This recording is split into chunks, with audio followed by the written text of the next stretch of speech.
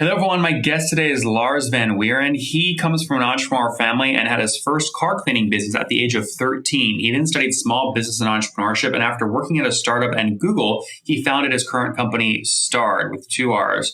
2 years ago, Starred made a pivot into the people experience, which means measuring feedback from hire candidates to retire employees. Lars has 2 other pre-revenue startups called Vesper and June, which we'll dive into. All right, Lars, you ready to take us to the top?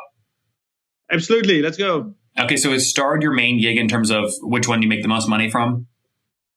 Yeah, so maybe the other 2 are more a joke. Those are my 2 daughters. So it's a 5-year-old and a 2-year-old daughter. So I often refer to them as my pre-revenue. Oh, that went way over my head. I was just reading your bio. I had no idea. Okay, so Starred, do you have 2 kids? Starred is your thing. Absolutely. Okay, so walk me through sort of what people pay for when they pay for Starred. What are you selling?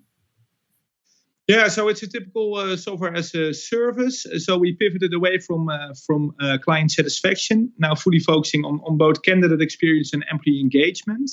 And if you look at the candidate experience side, it's more or less 10,000 ACV, so 10,000 per year. And employee engagement is more like 20,000 per year. Okay, got it. So last time you came on, this was back in November of 2018, if you remember. You said you had about 250 customers paying about $7,000 per year. Now you're saying minimum is more like 10,000 per year. Is that right? Yeah. Okay. And how many customers are you working with today? Yeah, we divide our business now in like more the legacy business, so the customer satisfaction business, and that's still the majority of our revenue. So that's around 150 clients, and we have around 70, 80 clients in the new focus. Oh, so, okay, hold on. So break that down for me. The old focus is what? Yeah, so that's really customer satisfaction. And I think I made a first-time founder mistake by going too broad. So we try to fix every problem with feedback out there. But essentially, we try to be there for everyone. So we were there for no one. And 2 years ago, we sat down because every day we saw another competitor. And we were a tiny fish in a big ocean. And we thought it's better to become like a big fish in a small pond. So we sat down and we decided to fully focus on candidate experience. Also because there's little competition. And that's our way in also for the whole people experience. So from hire to retire, the feedback. Okay, got it. So you've got about 250-ish customers today between both lines of business? Yeah, that's correct. And what does that add up to in terms of total MRR last month? So it's around 2 million right now, and it's split equally amongst the 2. And what we did see happen also with COVID-19, that also in the legacy business, because it's less focus, we saw higher churn, and in our focus we're still growing. Got it. So you're doing about $170,000 per month in revenue, or a $2 million run rate. Yeah, something like that. Yeah. So, I mean, how do you think about that, right? Because that means you're about flat since when you last came on almost, a year and a half ago, right? So, but yeah. Have you bootstrapped or have you raised? No, so we're now actually making money. So the last time we spoke, we were burning a lot of money. So and I think that's also one of the pain points when making a pivot.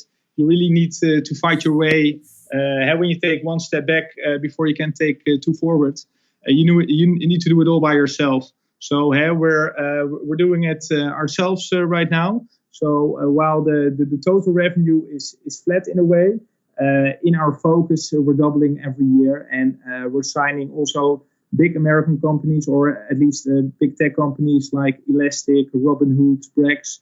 So on that $170,000 in last month, how much was profit? About 20%. So that's I think, and that's also. So that's about $30,000 then profit. Yeah, and already last year, it's not that we have that we could predict COVID, but we were already seeing in the market with quite some IPOs that didn't went too smoothly, and also with WeWork, we saw that the things were changing. So we thought, okay, let's focus on making a profit, so we can keep the lights on ourselves. And right now, with the focus and with the growth rates there, it makes sense to raise around. You raised $750,000 though, correct? Yeah, that's correct. Have you raised any more since then? We only got a bank loan, a government-backed bank loan of 1.5 million, but we don't have a VC yet. Okay, and of the 1.5 million bank loan, was that from the government? That was the government loan?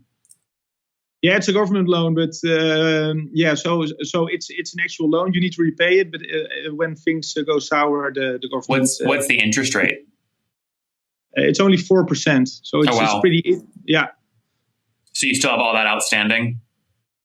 Well, we spend most of that, unfortunately. So, but we have quite a stable business right now, and because we're really focusing right now, we finally found a niche where there's little competition, and we're I believe the best out there.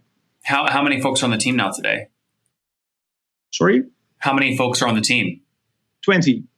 Okay, 20 people. Got it. So there were 35 last time. You've shrunk down to about 20, but you're more focused now. Yeah, far more focused and far more international. By then we had an office in Amsterdam and London.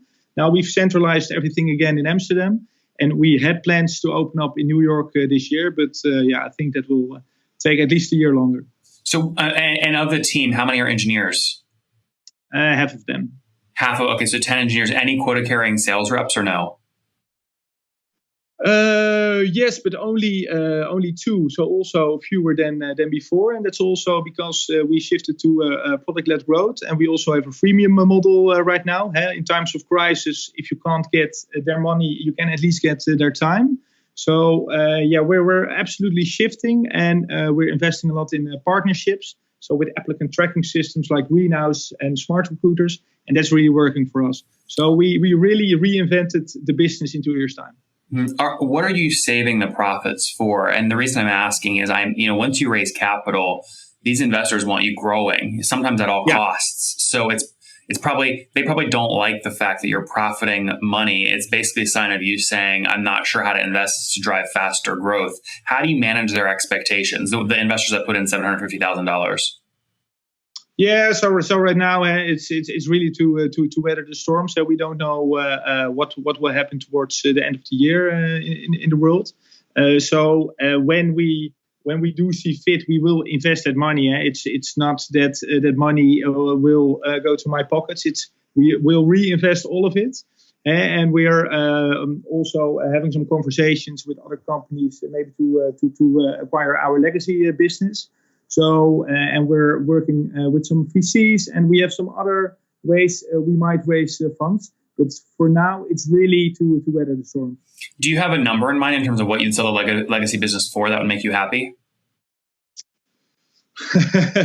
It's a great question, and I don't have an answer yet. And right now, it's a cash cow for us.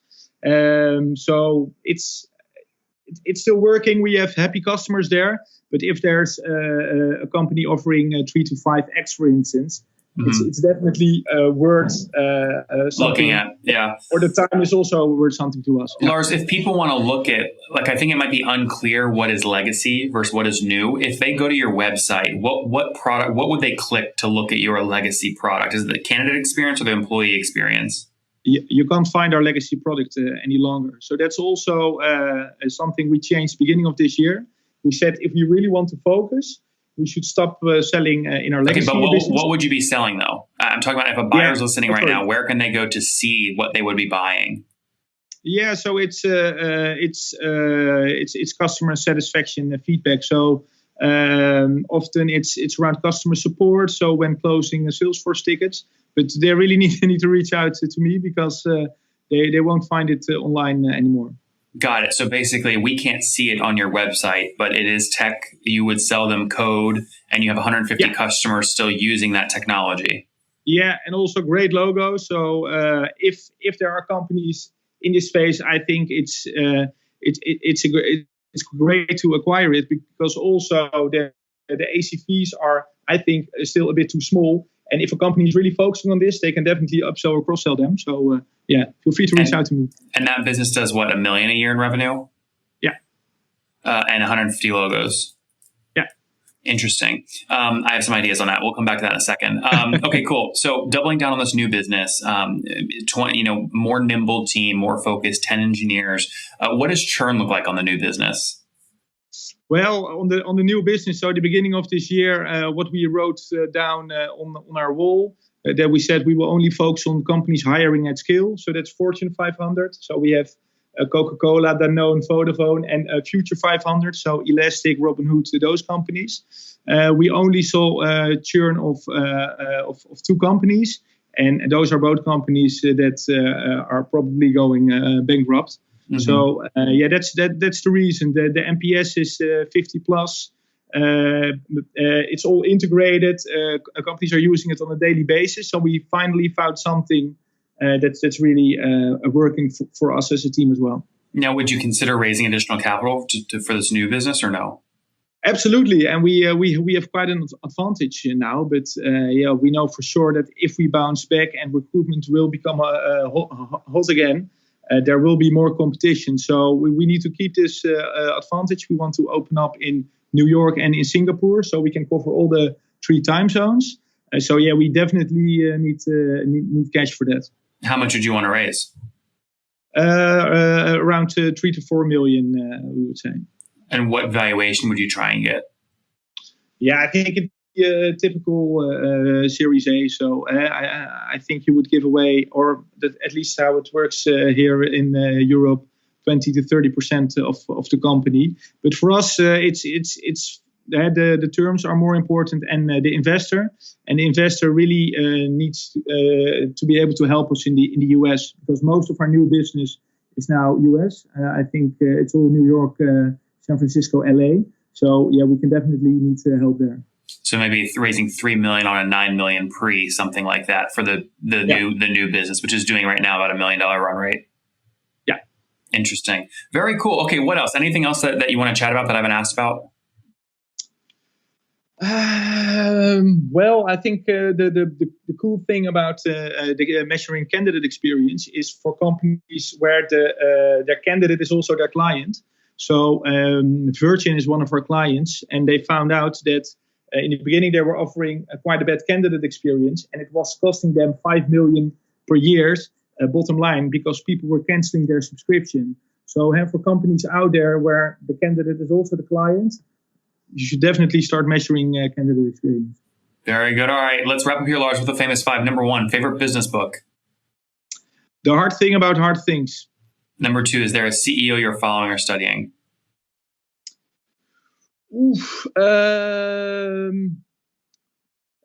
Many. Well, I'm a big fan of David Skok, so the SaaS guru, and Jason Lemkin. Number 3, what's your favorite online tool for building Start? My favorite online tool? I have to pass on this one. Too many, sorry. Pick one. Pick one.